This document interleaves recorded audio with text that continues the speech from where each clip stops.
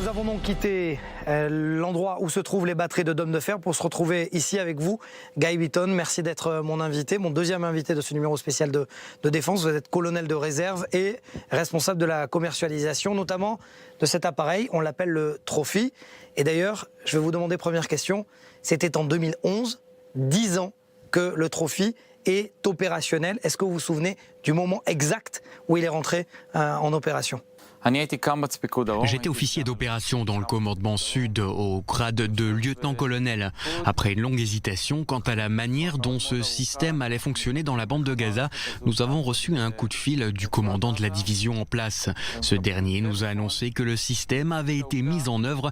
Le général Yoav Galant et moi sommes partis immédiatement pour la division de Gaza pour voir comment les choses se déroulaient et aussi pour discuter avec l'équipe. Au moment où nous approchions la barrière, nous avons pu interroger 4 combattants des unités blindées qui nous ont relaté leur expérience et qui nous ont raconté ce que le système leur avait apporté. Ils étaient très surpris, le système a protégé leur vie.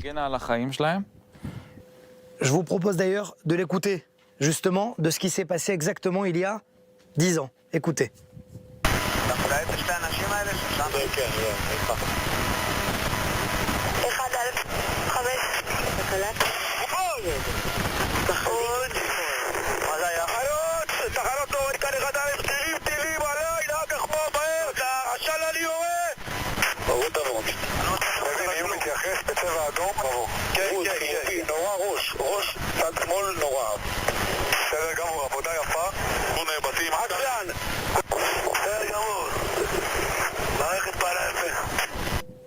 On vient d'entendre, Guy Bitton, l'émotion des soldats. Vous me disiez juste avant que vous aussi vous étiez plein d'émotions. Racontez-nous, une fois que vous arrivez sur place, qu'est-ce qui se passe ?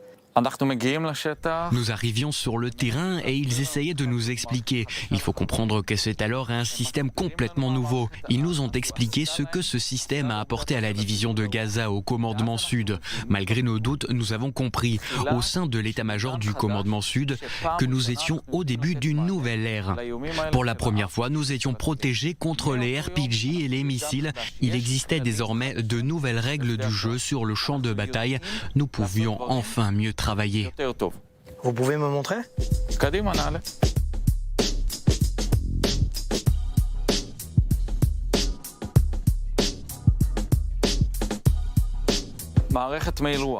Voici le système Trophée dont les germes ont été plantés au lendemain de la guerre de Kippour. La guerre de Kippour fut un choc terrible pour l'État d'Israël. Depuis 73 ? On a commencé à réfléchir à la façon de protéger nos blindés contre les SAGER et autres menaces apparues par la suite. Le système a sans cesse évolué avec des difficultés technologiques très complexes. À Raphaël, où se trouvent les meilleurs ingénieurs, on a réussi à mettre en place un système en 2007. On a effectué de multiples essais et en 2011, le jour où nous avons parlé ces produits, l'événement inédit des dernières décennies. C'était vraiment le début d'une nouvelle ère. Nous venions enfin de trouver une solution aux menaces qui pesaient depuis toujours sur nos véhicules militaires blindés. Est-ce que vous pouvez montrer comment ça marche, un trophée ? Oui, il existe 2 systèmes principaux dont je parlerai. Le premier, le système sensoriel, cet objet que vous pouvez voir là et qui intercepte toute menace. Il y en a 2, un de chaque côté du char. Les 2 sont identiques. Sa mission est d'intercepter toute menace prenant pour cible le char ou tout véhicule militaire blindé protégé par ce système. Une fois intercepté par le radar, la menace est traitée par cet engin à une distance suffisamment importante du char ou du véhicule blindé. Et elle est neutralisée sur le champ. Pour résumer, celui qui tire sur moi un RPG ou un missile sera intercepté par le radar, puis cet appareil identifiera exactement son emplacement et le pulvérisera à l'aide d'un petit nombre de balles très efficaces qui sortiront par là. Moi, ce que je vois, Guy, c'est ces bâtiments-là qui me font penser au nord de la bande de Gaza, qui surplombent à chaque fois les tanks qui sont à la frontière. Est-ce que c'est grâce à vous que les soldats à l'intérieur du tank se sentent complètement en sécurité. C'est bien plus calme. Tout d'abord, cela ressemble vraiment à cela. Des habitations au nord de la bande de Gaza et des chars de la division de Gaza ou au Liban, voire sur tout autre front, et qui sont protégés parce que tout missile qui sera lancé sera intercepté et détruit avant d'atteindre un char ou un véhicule blindé. Mais il faut comprendre qu'aux yeux de l'armée, ce système est bien plus qu'un simple système de défense, parce que son objectif n'est pas seulement de protéger l'équipage du char. Imaginez-vous que ce char est désormais en mesure d'effectuer toutes sortes d'opérations, où qu'il le veuille et à la vitesse qu'il choisira sans que des missiles ne puissent ne serait-ce que gêner son mouvement, comme ce fut le cas en 2006 par exemple. J'étais commandant de bataillon en 2006, lors de la deuxième guerre du Liban. J'allais vous poser justement la question, c'est quelque chose qui est très dur en vous. Vous avez vu des soldats à vous qui sont morts. C'est quoi votre mission? C'est aussi aujourd'hui de sauver des vies? Absolument, la raison pour laquelle moi, Guy, après 26 ans, je suis arrivé à Raphaël, c'est parce que je ressens que j'ai toujours le drapeau d'Israël sur l'épaule et que je représente mon pays. Et je suis toujours là, après 26 ans. J'ai perdu pas mal de soldats à Gaza, par RPG, 200 mètres de portée et dans d'autres circonstances. Raphaël est une société qui sait non seulement protéger les équipages à l'intérieur des chars, mais qui leur donne aussi les outils leur permettant d'accomplir leur mission, de conquérir l'objectif, le quartier ou tout point recherché de la façon la plus sûre ou la plus mortelle pour l'ennemi, et c'est ce dont toute l'armée a besoin. En même temps, pendant que vous dites ça, le Hezbollah a toujours essayé d'avoir un coup d'avance par rapport justement à ce trophée. Il cherche cela et il le cherchera toujours. Ce sera toujours une guerre de cerveau entre vous et votre ennemi. Mais l'État d'Israël ainsi qu'une société comme Raphaël voudra toujours avoir plusieurs années d'avance sur l'ennemi.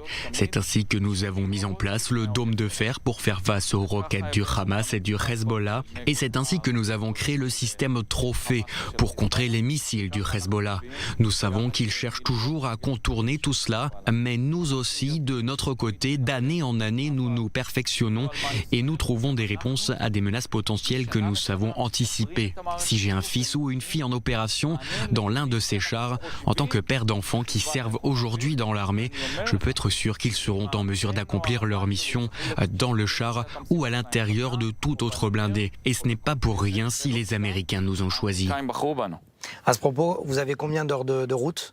Nous avons au-delà d'1 million d'heures d'opérations en combat. 1 million d'heures? Plus de 5000 interceptions, que ce soit en opération ou en entraînement. Ce système n'a pas d'égal dans le monde. Les Américains nous ont acheté déjà 400 appareils.